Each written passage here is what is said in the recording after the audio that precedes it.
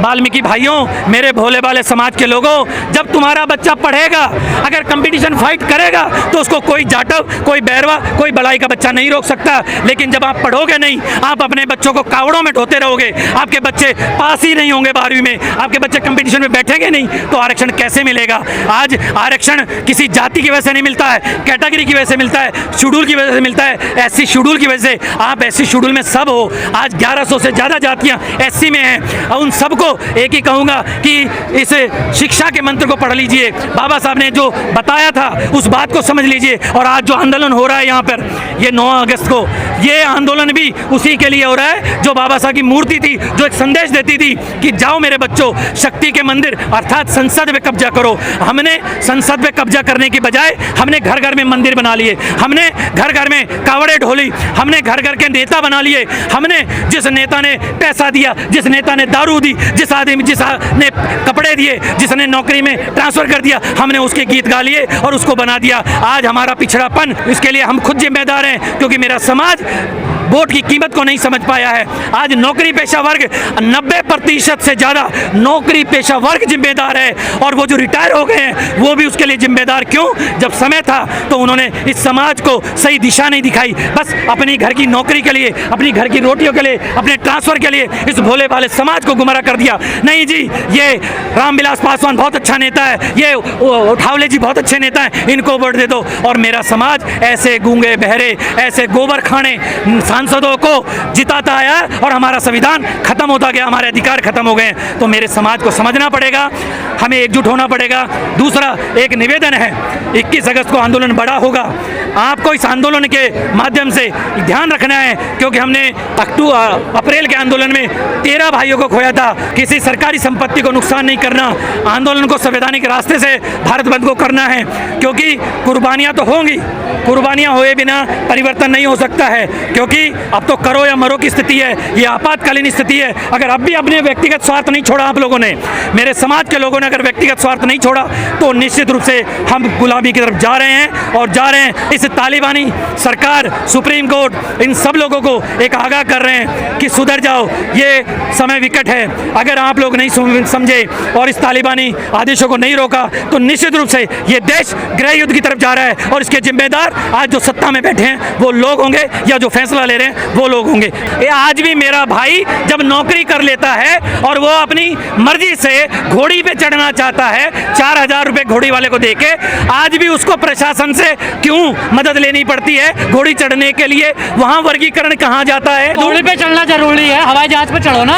हाँ, हवाई जहाज पे चढ़ो। हवाई जहाज पे चढ़ने के लिए जो संसाधन है उसमें हमें अपनी हिस्सेदारी चाहिए। आज आप अपने चैनल के माध्यम से आप भी जरा ईमानदारी से बता दीजिए कि हमारा आरक्षण 22.5% है SC ST का, मिला कितना है जरा ये बता दो? 11%। तो 22.5 में 11 मतलब आधा भी नहीं मिला। एक बात और, दूसरी बात यह कि हम आज आबादी में बहुत ज़्यादा हो गए, फिर भी हमारी हालत ये है। अब आइए, इस पूरे देश के अंदर सरकारी बैग लोग 35 लाख भर्तियां खाली पड़ी हैं, पहले उनको भरने का काम करते हैं, उसके बाद में सोचते कि आर्थिक आधार पे क्या फर्क पड़ता है। हाँ, मैं कहीं हद तक मेरे दिल में भी ये बात है कि मेरे गांव में बैठा जो निचले पायदान में भाई बैठा है, उसके बच्चों को भी आरक्षण का फायदा मिले, लेकिन फायदा तभी मिलेगा जब वो परीक्षा देने के काबिल होगा, वो कंपटीशन में बैठने के लायक होगा। आज वर्गीकरण करके इस आरक्षण को खत्म कर रहे हैं। क्यों? मैं आपको यहाँ याद दिलाता हूँ कि जब लाल बहादुर शास्त्री प्रधानमंत्री थे, उस समय एक विधेयक पास किया गया कांग्रेस के द्वारा, और वो क्या था कि अगर किसी सरकारी नौकरियों में, किसी सरकारी नौकरी के अंदर अगर कोई रिजर्व कैटेगरी का आदमी नहीं है, तो 3 साल बाद वो भर्ती अपने आप जनरल में चली जाएगी। तो क्या करते हैं जितने बड़े अधिकारी हैं, जब वैकेंसी निकलती है 10 लोग, 15 लोग, 20 लोग, 100 लोगों की, तो वो क्या करते हैं, फाइल में लगाते हैं नॉट अवेलेबल 1 साल, दूसरी साल नॉट अवेलेबल, तीसरी साल not available but not capable, ये लगा के 3 कागज ऐसे लगाएंगे 1-1 साल के, और चौथी साल कहेंगे शर्मा जी तुम्हारा बेटा भतीजा कहाँ है, कुछ पढ़ा लिखा है क्या?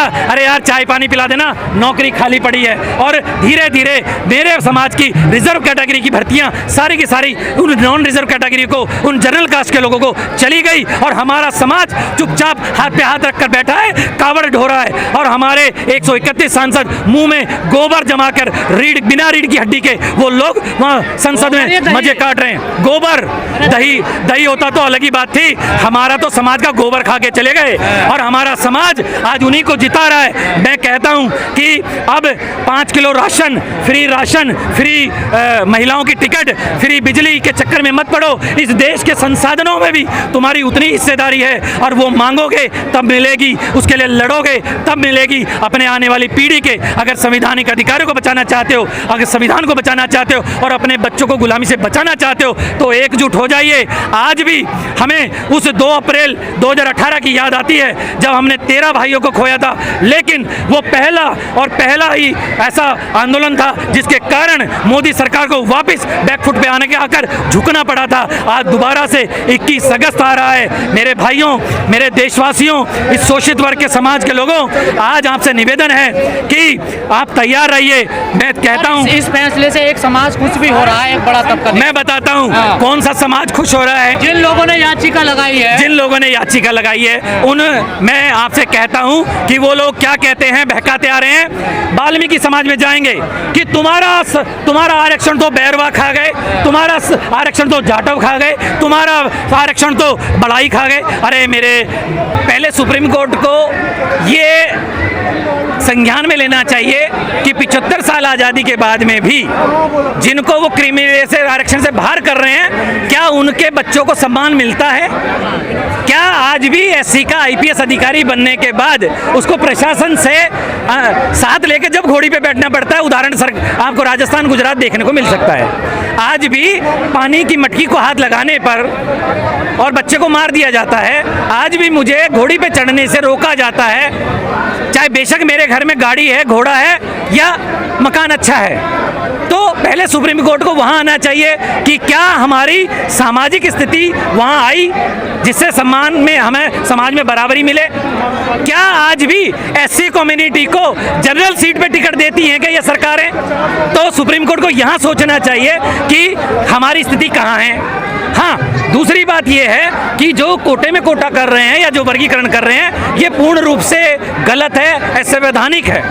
हाँ, मैं इसका एक सॉल्यूशन नरेंद्र मोदी तक पहुंचाना चाह रहा हूं, सुप्रीम कोर्ट तक भी पहुंचाना चाह रहा हूं, अगर वो ध्यान दे तो।